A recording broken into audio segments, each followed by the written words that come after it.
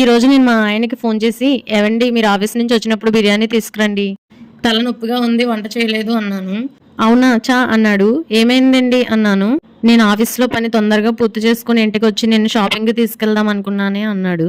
అప్పుడు నేను తలనొప్ప తొక్క జోక్ చేశానండి. నా మీద మీకు ఎంత ప్రేమ ఉందో తెలుసుకుందామని. తొందరగా వచ్చేయండి, మనం షాపింగ్కి వెళ్దాము అన్నాను. నేను కూడా జోక్ చేశాను బంగారం. షాపింగ్ లేదు తొక్క లేదు, మూసుకొని ఇంట్లో కోరండు అన్నాడు. అయినా షాపింగ్ చేయాలంటే ఎందుకే నీకు అంత పిచ్చి అన్నాడు.